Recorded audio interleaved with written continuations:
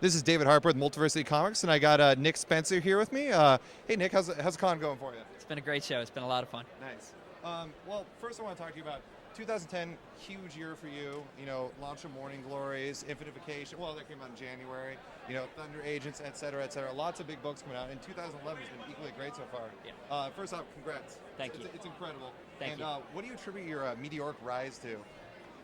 Well, I think it comes down to two things. One is being willing to do the work that's needed. This is a challenging job, and it requires a big commitment. And thankfully, it's something that I enjoy doing, so it's not hard for me to dedicate myself to it.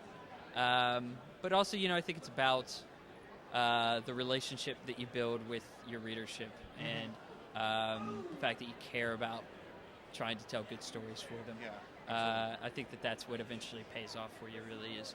I like to entertain people with stories, and I like to move people as much as I can and make people feel things about stories, and that's really what the job is all about. Yeah. And as long as you care about that, as long as you have a passion for that, you'll probably do okay. That's excellent. Well, so big news today for you is just announced Marvel exclusive. Yeah. How exactly? Well, first off, congrats once again. Thank you. And Thank how you. exactly is that going to affect your image work and your DC work?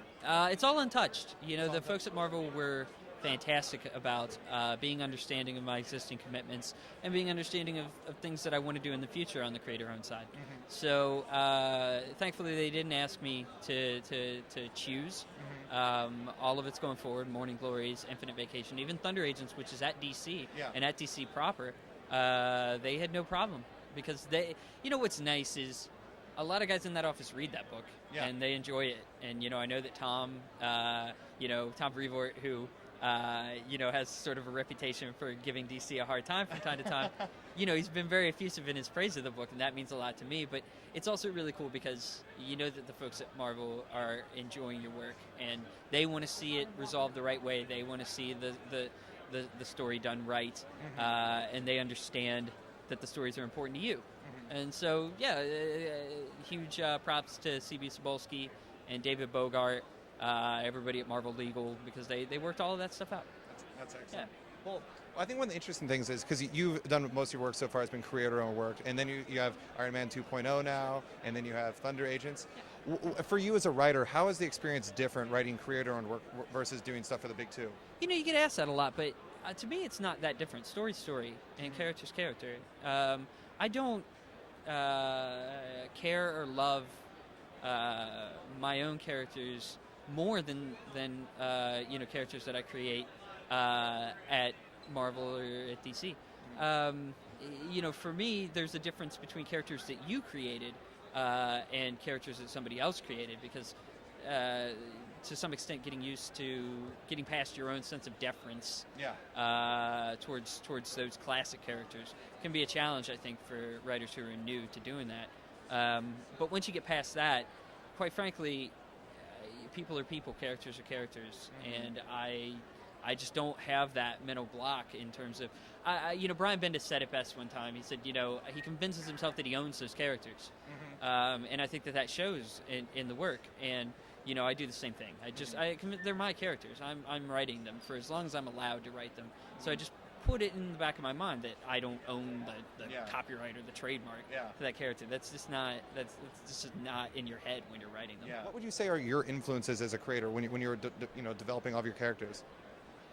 Well, I think about the folks who do an amazing job of creating characters. Joss Whedon is one of my favorite. Brian K. Vaughan, we're amazing at making you fall in love with a character within a page and within a panel. And so, in terms of influences, those are the kind of guys that I look at. I think, characters that resonate are characters that people feel like they can emotionally connect to, that they feel like they can either relate to or that they know someone like that. Yes.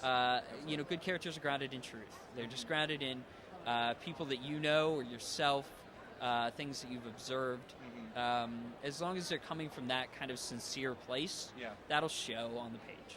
Yeah, instantly relatable. Yeah. So, and Multiversity, obviously based off of the stuff we write about Morning Glories, it's one of our favorite books on the market right now. Have you been surprised by the success of the book so far?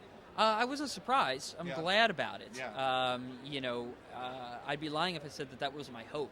Mm-hmm. I think we all knew when we were working on the book before it came out that we had something special. Yeah. That we had a book that potentially could reach a broader audience than maybe most creator-owned and independent books get to. We felt like there were some universal themes and some strong characters, and usually if you've got a concept and characters that people feel like they can connect to and understand and relate to, that's harder to come by than it sounds. Yeah.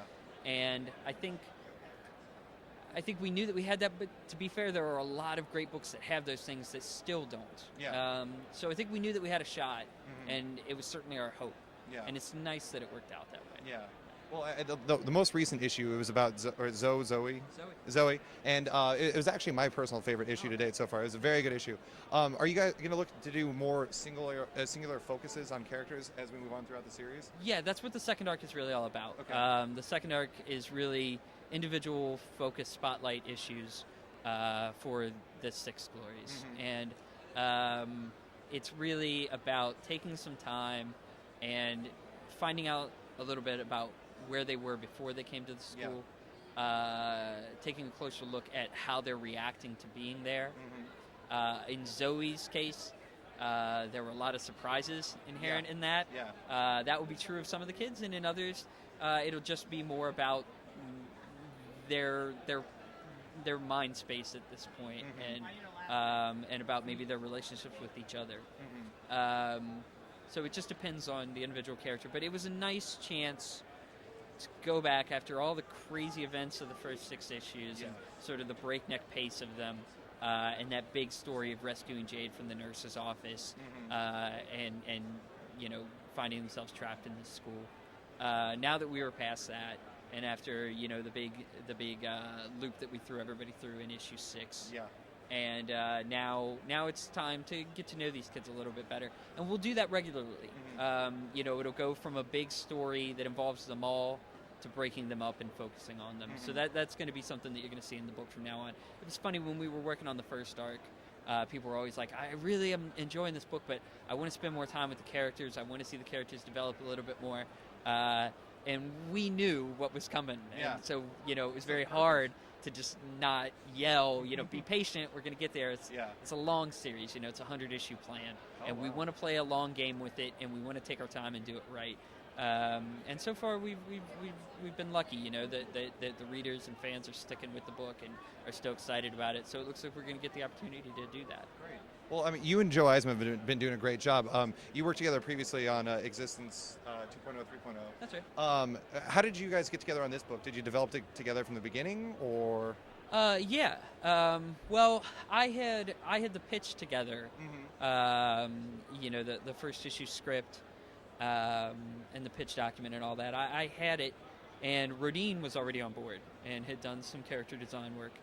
And when I saw Joe's stuff, I knew that he was the right guy for the book, because what I really wanted was a couple things. One, I wanted somebody that was a good storyteller, who understood that the first thing we were doing here was telling a story rather than just drawing a bunch of interesting visuals. So Joe was very dedicated to making this a story and being a part of the creative process. And then the other thing is I wanted somebody that I knew would be reliable and committed. Joe takes this very seriously. It's a career for him. And he cares a lot about the book, and he cares a lot about the readership. And so he's somebody that he's such a nice guy and such a professional. That he's somebody that you can see working with for a decade, which is a huge commitment. It's a huge So God willing and fingers crossed, that's how it'll all work. That's great. That's great. Yeah. Well, I think one of my personal favorite book, actually, of yours is Infinite Vacation. I absolutely love that. Where did that come from for you? And how did you develop that concept? It's incredible. It really started with wanting to work with Christian Ward, who's just such a genius. Incredible. And, he's an amazing talent. And he had Olympus come out with Nate Edmondson at the same time that I had my first book with Ron Salas, Existence 2.0, come out. And we immediately touched base. We had the books coming out the same month, so we just sort of wanted to see what each other was going through, and we both liked each other's work. And we stayed in touch, and we really wanted to work together. And it was just a challenge of finding what was that right story. Yeah. And because I really wanted it to be something that only he could do. And, you know, he has unique skills that very few artists have. And I wanted to do a story that showcased that. Yeah. And so it really came from that. And, you know, when you look at, you know, sort of the assault of color and style and the motion in his work, you know, immediately you start thinking of big words like infinity. And that's really where it came from.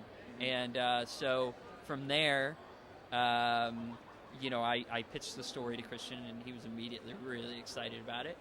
And we both had other commitments, and so it took a little bit of time to get off the ground. But once Morning Glories was up and running, it was really the top priority. So yeah, so now it's out. First issue's out, and it's gotten an amazing response. And the second issue is coming at the end of March, and then hopefully we're back on a monthly schedule from there. Great. So yeah. Actually, I think one of the most amazing things is, I mean, you've only been working in comics for, how long have you been? A couple of years. Yeah. So far, I mean, you've worked with incredible up-and-comers like Christian Ward, Joe Eisma, but you also work with legends like George Perez recently and Howard Chaykin.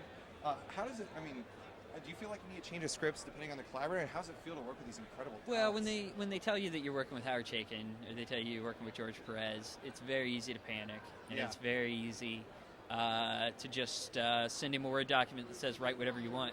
I mean, you know, draw whatever you want. But you know, at the end of the day, you gotta. Those are your moments to prove that you deserve to be there. And working with George and working with Howard was an enormous honor. And getting pages back from those guys was just one of the most thrilling and exciting moments in my career so far.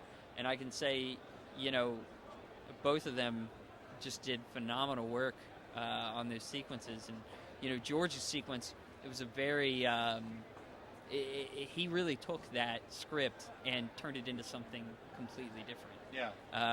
You know, he gave it so much more energy. And it was an amazing thing to watch a master like do that, to take a very simple script and turn it into something entirely different. Well, by the way, when you get George Perez, 2 pages have to be a double page of generations of something. And so, you know, there was no question that had to be in there. How do you balance so many different writing projects at one time? I mean, you have two books going right now for Marvel, and you have 2 books going right now for Image. Yeah, you know, there's a whole bunch of stuff you guys don't know about yet too. It's funny. I get asked all the time, like, you know, if my workload was just what everybody knew that I was working on, I'd be on vacation right now. You know, I think for me, look, I enjoy what I do. And I want to push myself as hard as I can. You know, the guys who are my heroes, you know, guys like Brian Bendis.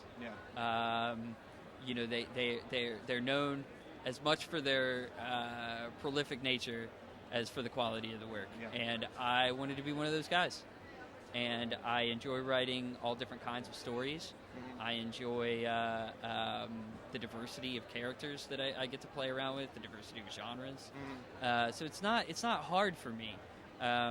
Sometimes you wish that you got to spend more time in each of those worlds, but you know, at the same time, it's so much fun to get to bounce around and to get to you know, really play around in just so many different sandboxes. What other projects do you have coming up? Do you have anything exciting that you can share with us, or? You know, everything that's out is all I can talk about. But there's later this year, and I'm not sure exactly when these will get announced, but what I can say is I'm working with some of my favorite artists, folks that I really went to CB and Alejandro and, you know, said I really want to work with these people, and to their credit, they made it happen.